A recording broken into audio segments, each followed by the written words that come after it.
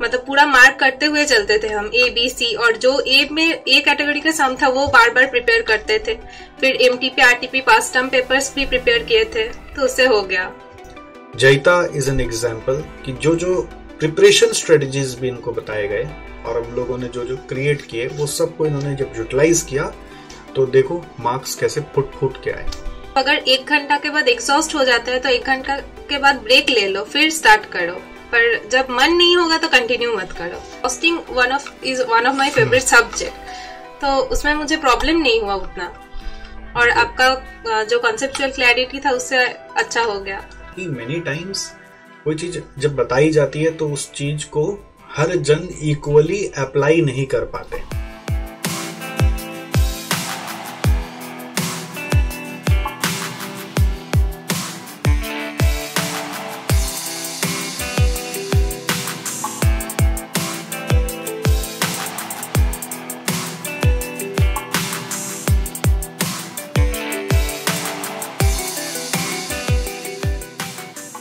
Hello दोस्तों, देखो मैं आपको एक छुपे स्टार से मिलाने लाया हूं। She is Joyita Mandal from Kolkata, our student, and she has brilliantly scored 94 in CA inter costing.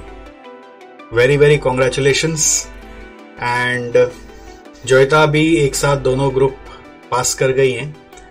उन्होंने सीए इंटर कॉस्टिंग हमारे यहाँ पे पढ़ा था, तो हम लोग जानना चाहेंगे जोयिता का प्रिपरेशन स्ट्रेटजी क्या था जिससे कि इनका इतना मार्क्स आ पाया।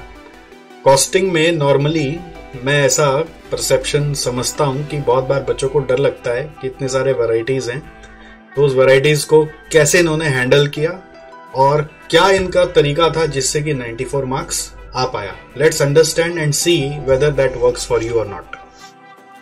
जब क्लास करते थे तो कॉन्सेप्ट पूरा क्लियर होना चाहिए, तो कॉन्सेप्ट क्लियर होने से सम्स करने में कोई तकलीफ नहीं होती थी। और जब एंड में जब सेल्फ स्टडी की बात आती है तब खुद प्रिपेयर करो, जो मटेरियल है वो उससे तो प्रिपेयर करो ही, मतलब सर का प्रोवाइडेड जो है, और डीजे भी अच्छे से फॉलो करो। डीजे भी 2-3 बार कर लिया ना तो पूरा हो जाएगा। 2-3 बार किए थे आप? हाँ, डीजे भी 2-3 बार कर लिए थे पूरा। और मतलब पूरा एकदम लिख के सॉल्व नहीं करते थे, जस्ट सॉल्यूशन करके देख लेते थे रफ में कि हाँ मिल रहा है, हाँ हो रहा है, मुझसे हो पा रहा है, ठीक है, छोड़ दिए और नेक्स्ट सम को देते थे। और आप जो बोले थे ना कि वो ABC मार्किंग करने वाला तरीका, वो बहुत काम आया। मतलब पूरा मार्क करते हुए चलते थे हम, ABC, और जो ए में ए कैटेगरी का सम था वो बार बार प्रिपेयर करते थे। फिर MTP RTP past term papers भी प्रिपेयर किए थे, तो उससे हो गया। और लास्ट में जब आप वो रिवीजन वीडियो डाले थे यूट्यूब के ऊपर, वो 1 घंटा नहीं 4 घंटा 5 घंटा का रहता था, वो थ्योरी का पूरा एकदम क्लियर कर देता था। उसके बाद अगर सम्स कर लोगे तो हो जाएगा। वो कौन सा था लास्ट वीडियो? रिवीजन सिस्टम वाला? हाँ, रिवीजन एक चैप्टर का जो 4 घंटे का था। एक चैप्टर नहीं, एक दिन में तो लगभग 3-4 चैप्टर होता था। अच्छा, उसमें वो आप ICI के स्टडी मैट से करवाते थे। यस, वो वाला। Very good. तो देखिए क्या होता है कि हम लोग कई बार क्लास में भी ना कोई कॉन्सेप्ट पढ़ाते हैं और फिर बोलते हैं बच्चों को चलो सम करो, पूरा क्लास भरा हुआ रहता है तो सबका अलग अलग आंसर आ रहा होता है, इसका अलग, उसका अलग, इसका अलग, उसका अलग। एग्जाम में भी क्या होता है, इंस्टीट्यूट एक क्वेश्चन पूछता है, हर बच्चा उसको अलग अलग तरह सॉल्व करता है, बहुत जन का आंसर अलग अलग आ रहा होता है, सबका सेम आंसर नहीं आ रहा होता है। तो इसका क्या मतलब होता है कि मेनी टाइम्स कोई चीज जब बताई जाती है तो उस चीज को हर जन इक्वली अप्लाई नहीं कर पाते। But Jayita is an example कि जो प्रिपरेशन स्ट्रेटजीज भी इनको बताए गए और हम लोगों ने जो क्रिएट किए वो सबको इन्होंने जब यूटिलाइज किया तो देखो मार्क्स कैसे फुट के आए। तो सबसे पहले नॉर्मली हम लोग एडवाइज करते हैं कि क्लास जब करो तो पूरा कंसेप्ट क्लियर करके पढ़ो, ठीक है? तो ये कैसे होगा आपके हिसाब से? कॉन्सेप्ट क्लियर कैसे हो सकता है? एकदम फोकस रहना पड़ेगा क्लास के दौरान, और कुछ करने से नहीं होगा। मतलब अगर 1 घंटा के बाद एग्जॉस्ट हो जाता है तो 1 घंटा के बाद ब्रेक ले लो, फिर स्टार्ट करो, पर जब मन नहीं होगा तो कंटिन्यू मत करो, उससे तो नहीं हो पाएगा। ऐसे होता था कभी खाली कॉपी करते रहते हैं? नहीं, मुझे मन नहीं होता था, हम छोड़ देते थे, पॉज करके उठ जाते थे, फिर स्टार्ट करते थे। तो जो समझ ही नहीं आ रहा उसको जबरदस्ती खत्म करके क्या होगा? ऐसा होता था क्लास जब करते थे तो मतलब लिखने के चक्कर में सुनाई नहीं देता था और सुनने के चक्कर में कभी लिखना छूट जाता था? वैसा अगर होता था तो हम पॉज करके लिख लेते थे, फिर स्टार्ट करते थे। तो पहले लिखते थे कि पहले सुन लेते थे फिर लिखते थे? पहले सुनते थे फिर लिखते थे। यस, समझ गए आप लोग। जो लोग वीडियो करते हैं उनके साथ बड़ी सुविधाएं होती है ये सब। तो पहले पूरा समझ लो फिर लिख लो, थोड़ा सा टाइम ज्यादा लगेगा, धीरे धीरे स्पीड आ जाएगा और फिर आपका काम हो जाएगा।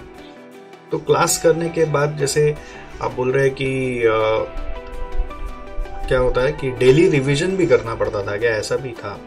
क्लास करने के बाद मतलब क्लास जब चल रहा था तब तो नहीं हो पाया, क्योंकि बहुत सारा सब्जेक्ट्स था, 2 ग्रुप एक बार में देना था, 8 सब्जेक्ट्स कंप्लीट करना था, तो उसमें नहीं पॉसिबल हो पाया। पर बीच बीच में अगर रात को कुछ करने का मन नहीं हो रहा था, डीजे भी लेके बैठते थे। मतलब costing is one of my favourite subject, तो उसमें मुझे प्रॉब्लम नहीं हुआ उतना। और आपका जो कॉन्सेप्चुअल क्लैरिटी था उससे अच्छा हो गया और स्ट्रांग हो गया। कोई भी कॉन्सेप्ट आपको याद आता है अभी ऐसे हंसी मजाक से सीखा था जो?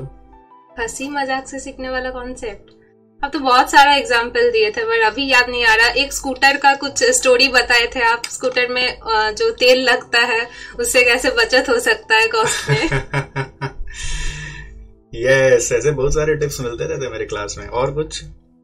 और अभी तो याद नहीं आ रहा फिलहाल। याद नहीं आ रहा, थोड़ा प्रिपेयर्ड नहीं है। चलो कोई नहीं है।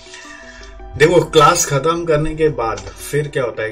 क्या खाली क्लास से काम हो जाता है? नहीं, क्लास खत्म करने के बाद प्रैक्टिस बहुत जरूरी है। तो प्रैक्टिस करने के लिए हम लोगों ने बनाया आप लोगों के लिए एक दिव्य जड़ी नाम का बुक, दिव्य जड़ी बूटी। ये एक प्रैक्टिस बुक होता है। इसमें क्या होता है, सारे आज तक के इंस्टीट्यूट के जितने क्वेश्चंस हैं वो प्लस जितने भी MTPs हैं, जितने भी पास पेपर्स हैं, जितने भी RTP हैं, सब एक जगह आ गए।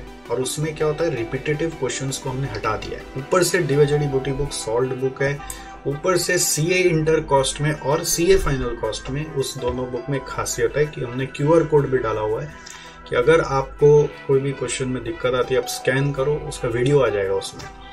तो that feature has been given in that book and वो हम लोग अपने क्लास के स्टूडेंट्स को भी देते हैं। फिर हम लोग हर स्टूडेंट्स को बोलते हैं कि आप हमसे नहीं भी पढ़ रहे हो तो ये बुक जरूर ले लो, क्योंकि अगर आप इससे प्रैक्टिस करोगे तो इंस्टीट्यूट का मेजॉरिटी क्वेश्चंस इसी दायरे से आ जाता है और उसका 80% करीब तो क्लास में ही हो जाता है। जो भी यूनिक वैरायटीज है ऑलमोस्ट वो क्लास में ही हो जाता है। उसके बाद लेकिन हुआ सम भी जब आप दिव्य जड़ी बूटी बुक से करते हैं तो इसका बेनिफिट ये मिलता है कि you actually get the feeling of the exam type question. तो दिव्य जड़ी बूटी बुक जब आप प्रैक्टिस करते थे तो वो प्रैक्टिस करने के लिए मतलब आपका सिस्टम क्या होता था? मतलब आप पहले क्लास का नोट्स को पढ़ते थे फिर प्रैक्टिस करते थे, सीधा दिव्य जड़ी बूटी बुक उठा लेते थे? नहीं, सीधा उठाते थे, सीधा ही उठा क्लास का नोट्स तो पहले क्या हुआ था तो उतना दिक्कत नहीं होता था। मतलब फिर से अगर देखना पड़ता तो और भी ज्यादा टाइम जाता, और हाँ। उसके ऊपर से यूट्यूब का वीडियो भी देखते थे तो उससे कॉन्सेप्चुअल क्लैरिटी तो आ ही जाता था। डायरेक्ट दिव्य जड़ी बूटी करते थे। यस, तो सेकेंड टाइम जो रिवाइज करना होता है ना, मतलब क्लास खत्म होने के बाद जो पहली बार रिवाइज करता है उसके लिए आपको फिर से वापस क्लास नोट्स देखना है तो देखो, नहीं देखना है तो आप हमारे यूट्यूब में जो वीडियोस है उसको देखो। इसका नाम है CA inter revision system. I think आपने सारा क्लासेस वो वाला भी लाइव किया था ना यूट्यूब में? वो लाइव नहीं किए थे, वो लाइव नहीं किए थे। 1-2 दिन लाइव किए थे, फिर टाइम नहीं हो पा रहा था तब मतलब एकदम रात को हम करते थे। अच्छा, तो वो आप फर्स्ट रिवीजन का वीडियोस वहां से देख सकते हो। सारे चैप्टर्स का इंस्टीट्यूट मैट गो थ्रू करा दिया, थ्योरी भी पढ़ा दिया उधर, और इंस्टीट्यूट मैट का सम्स का भी ट्रिक्स बता दिया उधर। तो उसमें टाइम लगता है कि क्लास में 2-2, 3-3 चैप्टर होता है, 3 से 4 घंटा का क्लास होता है, तो उसमें टाइम लगता है बट ग्रिप आ जाता है, वो फर्स्ट रिवीजन में काम आ जाता है। और उसके बाद बैठ के दिव्य जड़ी बूटी बुक सॉल्व कर लो, और बुक भी सॉल्व है, उसमें भी सारे वीडियोस आ जाते हैं, बट आप उसको देखेंगे नहीं, आप अपने से कोशिश करेंगे तो हो जाएगा। फिर उसके बाद आपने वो क्या बताया था, ABC एनालिसिस कैसे करते थे? जो सम मुझे हार्ड लगता था उसको A मार्क करती थी, और जो सम लगता था कि सिर्फ ये पॉइंट देखने से हो जाएगा तो वो B, और जो एकदम ही देखना नहीं पड़ता था वो C। यस, तो ये मार्किंग आपको हर समय अपने प्रैक्टिस में करना है, क्योंकि डे बिफोर एग्जाम आपको कुछ सम ही देखने का टाइम मिलेगा, आपको सारा सम देखने का टाइम भी नहीं मिलेगा। तो ये ABC करते करते दिव्य जड़ी बूटी बुक को खत्म कर दो।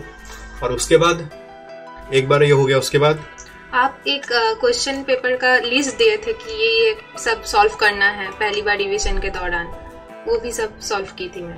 वो हमारा टेलीग्राम में मिल गया था आपको। इम्पोर्टेंट क्वेश्चंस का एक लिस्ट भी दिया था कि ये क्वेश्चन एक बार और कर लेना, ये नहीं कि उससे छपने वाला है, जस्ट प्रैक्टिस के लिए मेरे तरफ से भी कुछ एक मैंने लिस्ट दे दिया था कि ये सब आप कर लेना। तो वो लिस्ट को फॉलो कर लिया। उसके बाद खुद से दिव्य जड़ी बूटी सॉल्व कर लो, जो ए मार्क किया हुआ है उसको प्रैक्टिस कर लो और बी का पॉइंट्स देख लो, हो जाएगा। फिर आराम से जाके एग्जाम दो। एग्जाम के पहले दिन कैसे रिवाइज करें? कुछ सीक्वेंस है चैप्टर का? नहीं, सीक्वेंस से तो नहीं किए थे, पर मतलब एकदम मुझे जो मेरे हिसाब से जो मुझे लगता था कि ये मेरा एकदम कोर एरिया है, इससे हम स्कोर कर सकते हैं, वो पहले कर लिए थे। फिर जो लगता था कि थोड़ा था वीक है, उसको बाद में किए थे। देखो, दो चीज बताता हूँ। ये बच्ची जो है ना हमारी, ये सारा चीज फॉलो करिए जो आप हम लोग क्लास में बताते रहते हैं। किसी को ध्यान रहता है, किसी को नहीं रहता है। फोकस नहीं करोगे तो पता नहीं चलेगा। तो पहला चीज होता है, जब प्रैक्टिस कर रहे हैं ना, तो बच्चे बहुत बार कंसेप्ट ही खाली देख रहे होते हैं, सॉल्यूशन तो देखते ही नहीं, क्वेश्चन देखते ही नहीं। तो एग्जाम में आता क्या? क्वेश्चन, और क्वेश्चन बनता नहीं है। तो क्वेश्चन करते करते आप अगर सोचे रिवीजन कर रहे तो कंसेप्ट देखना नहीं पड़ता, ठीक है। तो क्वेश्चन आता हुआ भी एग्जाम में बहुत बार होता नहीं। क्यों? क्योंकि कंसेप्ट आता है, अप्लाई नहीं कर पा रहे, क्वेश्चन में जाके वो कंसेप्ट घूम जाता है। तो इसलिए क्वेश्चन ज्यादा करने से आप में एक ऐसा स्टेमिना आता है कि आप नए क्वेश्चंस को भी हैंडल कर पाते हैं और कंसेप्ट भी ऑटोमेटिक रिवाइज हो जाता है। इसको मैं ब्रह्मास्त्र स्ट्रेटजी बोलता हूँ। ये बहुत हेल्प करता है स्टूडेंट्स को। क्वेश्चन से रिवाइज करो। इवन ये थ्योरी में भी आप फॉलो करो, हर सब्जेक्ट में फॉलो करो। क्वेश्चन से ज्यादा रिवाइज करो rather than reading only concept and concept. बहुत लोग का ये भी माइंडसेट चलता है, कॉन्सेप्ट ज्यादा पढ़ लो तो क्वेश्चन नहीं करना पड़ेगा। ऐसे नहीं होता। क्वेश्चन ज्यादा करो तो कंसेप्ट नहीं पढ़ना पड़ता। ये उल्टा चलाना है, ठीक है। और दूसरा, आप एबीसी एनालिसिस जरूर करेंगे, क्योंकि डे बिफोर एग्जाम आपको सारा होगा नहीं। तीसरा स्ट्रेटजी क्या है कि आप जब डे बिफोर एग्जाम पढ़ते हैं, अपना कोर चैप्टर्स पहले पकड़ के खत्म करेंगे। बच्चे क्या करते हैं ना, पहले अपना वीक चैप्टर्स उठा लेते हैं। ये नहीं आता, कोर तो आता ही है। एग्जाम में क्या होता है पता है? कोर से क्वेश्चन आता है और कोर चैप्टर भी नहीं आ रहा होता आपको, क्योंकि आपने उसको ठीक से रिवाइज नहीं किया। वीक चैप्टर एक दिन में होता भी नहीं है। तो पहले कोर चीज को खत्म करना है। आपका क्या क्या था कोर चैप्टर्स? आपका मतलब आप ये मत सोचना है कि आप लोग का भी सबका यही होगा। आपका कोर क्या था? नहीं, मेरा जैसे था मार्जिनल कॉस्टिंग था, वो फिर जो एबीसी का था एक्टिविटी बेस्ड कॉस्टिंग, वो सब मेरा एकदम था, अच्छे से हुआ। और अच्छा एक चीज बताओ, और कॉस्ट सीट अच्छा से हो गया था एकदम। एग्जाम में ऐसा कुछ हुआ था, कोई नया क्वेश्चन आया? मुझे तो नहीं लगा था। लगा ही नहीं ना, प्रैक्टिस कर लिया ना, कोई क्वेश्चन नया लगा ही नहीं। और बहुत लोग को लगेगा ये क्वेश्चन कहाँ से है, ये क्वेश्चन कहाँ से है, क्योंकि पूरा कवरेज नहीं किया ना। इवन दो कोई नया क्वेश्चन आता है ना, अगर अच्छे से पढ़ा हो तो नया लगता नहीं, आपको लगता है कोशिश करेंगे तो हो जाएगा, ठीक है। तो यही है। Thank you Joyita for sharing your strategy with all our students and hope this helps. अगर आपको इससे कुछ भी फायदा हो, कुछ भी बोरो करने को मिला हो, तो हम लोग को कमेंट में जरूर बताइएगा। And let's wish Joyita all the success ahead. Hope you become a CA soon now, ठीक है। चलो, all the best guys, see you soon.